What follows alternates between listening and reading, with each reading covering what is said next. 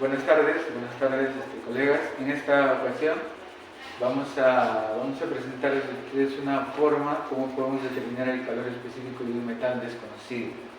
Y para ello necesitamos utilizar la fórmula del calor específico, la cantidad de calor necesario para poder modificar la temperatura de una masa determinada. En este caso vamos a utilizar agua. Vamos a utilizar también un recipiente de aluminio, entonces vamos a tener que analizar cuánto calor han recibido al ser puestos en contacto térmico con un metal desconocido. En este caso el metal desconocido va a estar a alta temperatura, va a estar aproximadamente a 80 grados centígrados y va a ser puesto en contacto térmico con una determinada cantidad de agua y con un recipiente contenedor de un material específico, en este caso aluminio. Al ser puestos en contacto térmico, el metal va a poder transferir calor, va a transferir energía térmica en forma de calor al agua y al recipiente. Y por ende, el agua y el recipiente van a ganar ese calor térmico y van a esa cantidad de energía térmica y van a cambiar su temperatura hasta llegar a una temperatura de equilibrio. En este caso va a ser una temperatura que se encuentra entre el valor inicial del agua y el valor inicial del metal, la temperatura inicial del metal. Muy bien, para eso hemos recopilado datos. En este caso la masa del agua, vamos a utilizar 150 mililitros, más o menos 150 gramos. Hemos nosotros determinado la masa del recipiente, en este caso 27,5. También hemos masado al metal y el valor es 137,0 con sus incertidumbres respectivas. Vamos a tener valores constantes para el calor específico del aluminio, lo hemos sacado ahí de la literatura, que es 0,896 Joule gramo por grado Celsius. Y para el agua, 4,182 Joules gramo por grado Celsius también. Con estos datos vamos a tener que elaborar nuestro modelo matemático que nos va a permitir determinar el calor específico, en este caso, del metal desconocido. Para ello aplicamos el principio de conservación de energía. El calor ganado, en este caso, el calor perdido por el metal va a ser igual al calor ganado tanto por el agua como del recipiente. En este caso, el calor que pierde el metal debe ser igual al calor ganado por el agua y el recipiente. De acuerdo a la ecuación del calor específico, nosotros podemos encontrar ese calor que ha perdido aplicando esta fórmula, este modelo matemático, que dice que es directamente proporcional a la masa y al cambio de temperatura, y también el factor de proporcionalidad va a ser el calor específico en este caso del metal. Bueno, reemplazando datos de la misma forma, el calor ganado por el agua y el calor ganado por el recipiente se va a poder determinar de la misma manera multiplicando la masa, el calor específico y el cambio de temperatura que ha sufrido, en este caso, el agua, y en el segundo caso el recipiente, calor específico, masa y cambio de temperatura también. Despejando, pasando a dividir y despejando el calor específico, vamos a tener que la siguiente división, calor específico del agua, masa del agua, cambio de temperatura, más calor específico del recipiente, masa del recipiente, cambio de temperatura del recipiente, sobre la masa del metal y el cambio de temperatura que sufre el metal. Ahora lo que queda es hacer el experimento para justamente encontrar estos cambios de temperatura que nos hacen falta, ya que tenemos ya de dato el calor específico, la masa y la masa del recipiente y la masa del metal. Bien, Marco, ok, vamos a continuar con la parte práctica. Coméntanos, por favor, qué tenemos aquí para el siguiente trabajo práctico. Sí, Walter, vamos a, en este caso, hemos llevado al metal que se ponga en equilibrio térmico con el agua prácticamente hirviendo. Hemos dejado unos cuantos minutos que puedan alcanzar la misma temperatura y vamos a medir justamente la temperatura inicial que va a tener el metal. Es un metal desconocido. Sí, es un metal ¿La desconocido. masa es despreciable? La masa sí es considerable, la hemos determinado con la balanza. ¿Ya? Y el objetivo es determinar el calor específico que va a tener ese elemento, ¿no? Correcto, muy bien. Adelante, Marco. Sí. Primero procedemos a llenar más o menos 150 mililitros de agua y vamos a verter el contenido en el calorímetro. Un calorímetro es en este caso un recipiente aislado térmicamente para que no pierda fácilmente calor con el ambiente. Entonces vamos a verter 150 mililitros en el calorímetro. Dicho sea de paso, el recipiente de calorímetro vamos a considerar un recipiente metálico de aluminio. Muy bien. Ahora vamos a proceder a utilizar los termómetros digitales para poder registrar la temperatura inicial del agua, que va a ser la misma temperatura del recipiente de metal. Y por este lado también vamos a registrar la temperatura que va a tener el metal.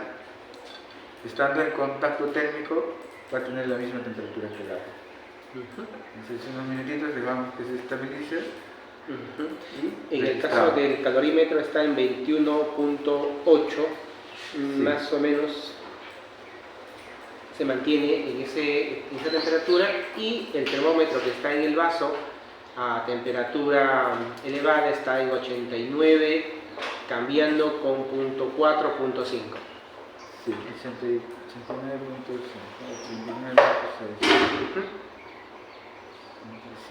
Muy bien, registramos entonces 89.5 grados centígrados en el recipiente, y en el caso del calorímetro es 21.8 grados centígrados. Sí, exactamente. Muy bien. Muy bien. Ahora, una vez esperado un tiempo, ahora la temperatura vamos a transferir al metal, al calorímetro. Vamos a procurar hacerlo lo más rápido posible para que no pierda temperatura, no pierda calor con el medio ambiente.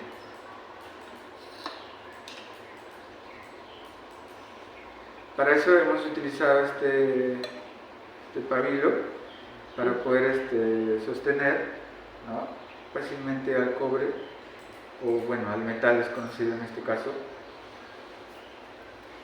para transferirlo al calorímetro.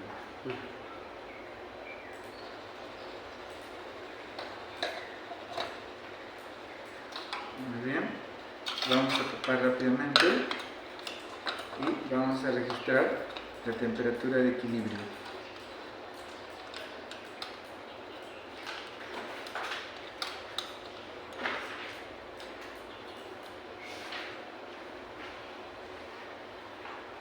Vamos a esperar unos momentos hasta que puedan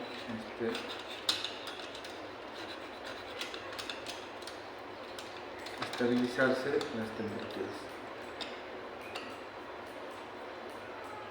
Estamos más o menos con una lectura de 26.3 grados centígrados.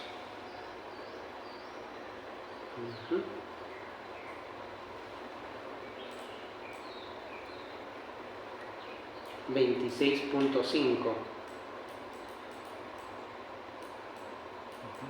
Más o menos. Se mantiene constante el valor. Muy bien, entonces más o menos podemos decir que ya ha alcanzado el equilibrio térmico. Entonces podemos considerar este valor como la temperatura de equilibrio. 26.5 grados centígrados. Sí, ahí está. Muy bien, muy bien. Con estos datos ya podemos reemplazar en el modelo matemático y determinar un valor teórico de calor específico. Bueno, un valor experimental. Del metal desconocido. Sí. Muy bien, vamos con los cálculos entonces, Marco. En este caso estaba quedando pendiente reemplazar los valores que hemos obtenido, sobre todo los valores de la temperatura de equilibrio, ¿no? Los valores de temperatura inicial del metal y los valores de temperatura inicial del agua y del recipiente. Ahora vamos a reemplazar estos valores que hemos podido encontrar. Para la temperatura de equilibrio es 26,5 grados, la temperatura de equilibrio,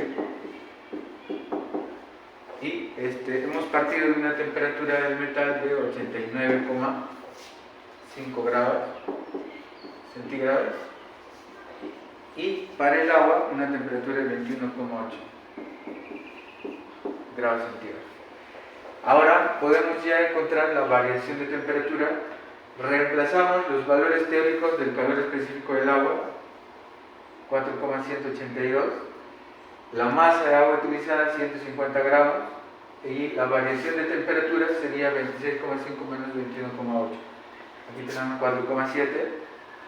El calor específico de recipiente, en este caso estamos asumiendo que es aluminio, 0,896.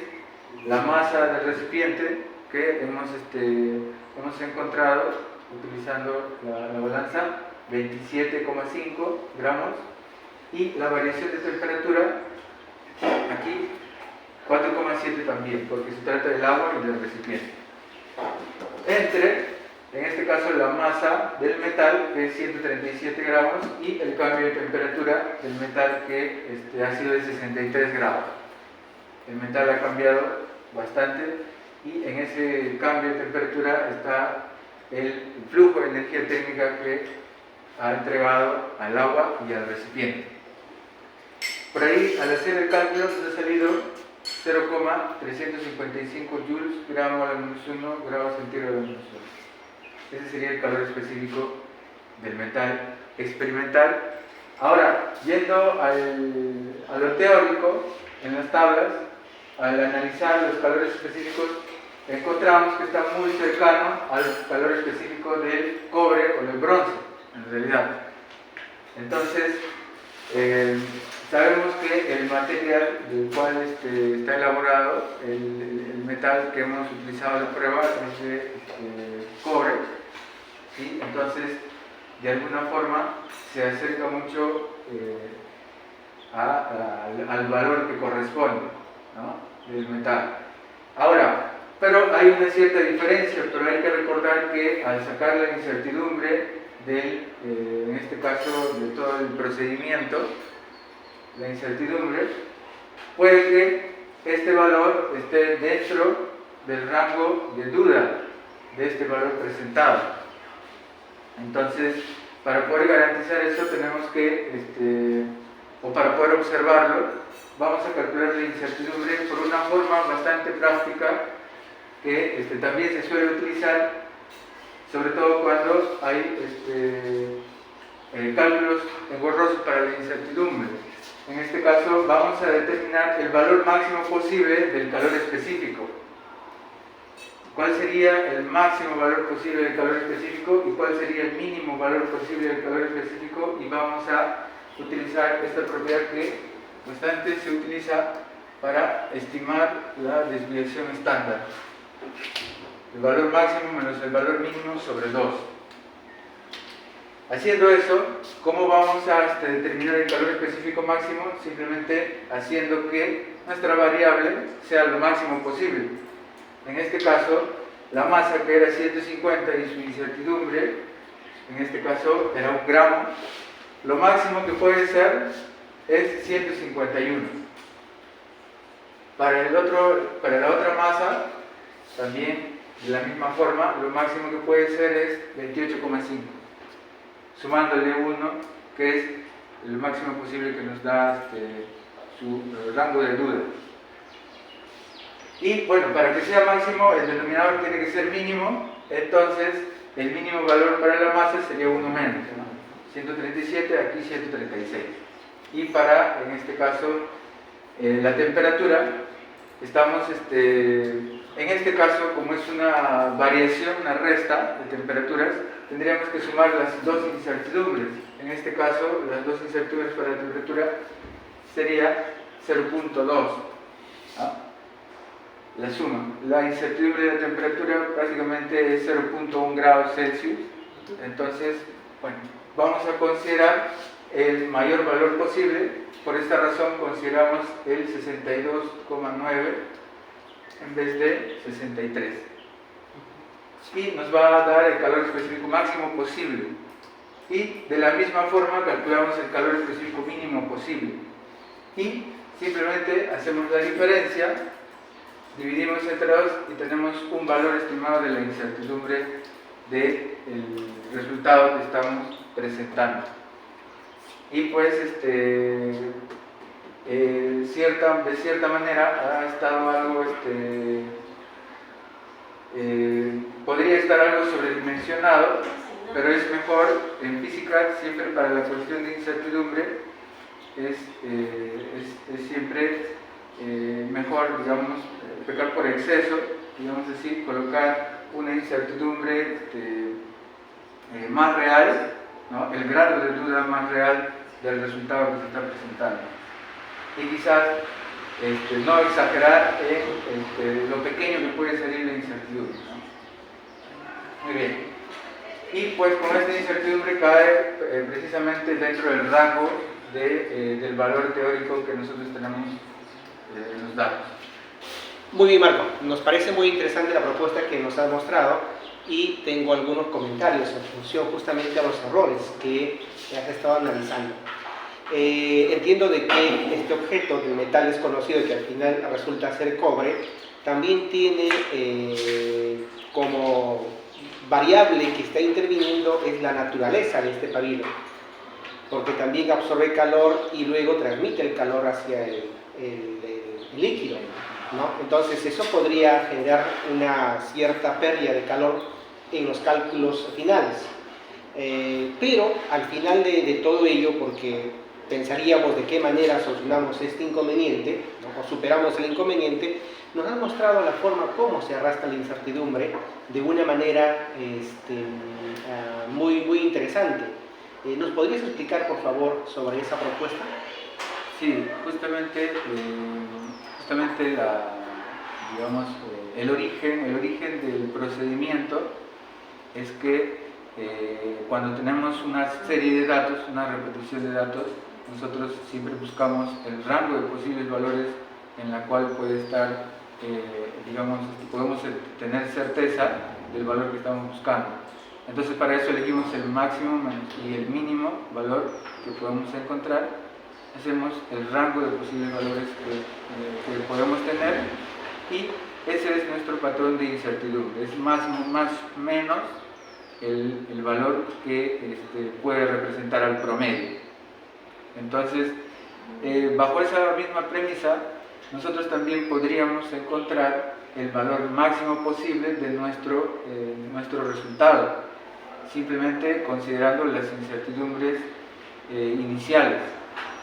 Considerando las incertidumbres iniciales, podemos encontrar el máximo valor posible de nuestro resultado y también el mínimo valor posible del resultado, y haciendo la diferencia vamos a encontrar más o menos el rango donde se encuentra nuestro valor, ¿no? El rango de duda que tiene nuestro valor. Entonces, eso nace de la probabilidad, ¿no? De tener los valores extremos, ¿no? De nuestros datos iniciales. Entonces, considerando esos valores extremos, vamos a tener un resultado extremo, y considerando también esos valores extremos, podemos encontrar cuánta duda hay en nuestro resultado final. Excelente. Y también nos comentabas que es muy importante que el estudiante, durante sus informes de investigación individual, plasmen esta propuesta, teniendo en cuenta el número de repeticiones. Sí, lo que recomendamos siempre a los estudiantes es trabajar el rango de valores máximo menos mínimo entre 2 para unas repeticiones que sean por debajo de 10 datos. De 10 datos. Sí. Y si tenemos de 10 datos para adelante, lo recomendable es ahí la desviación estándar. La desviación estándar. Es un representante mucho más fiable del grado de dispersión de los datos en relación a la media. Muy bien. Muy bien, Marco. Gracias a Marco por la explicación del trabajo práctico y ahora esperamos al siguiente trabajo que nos corresponde. Gracias. Okay.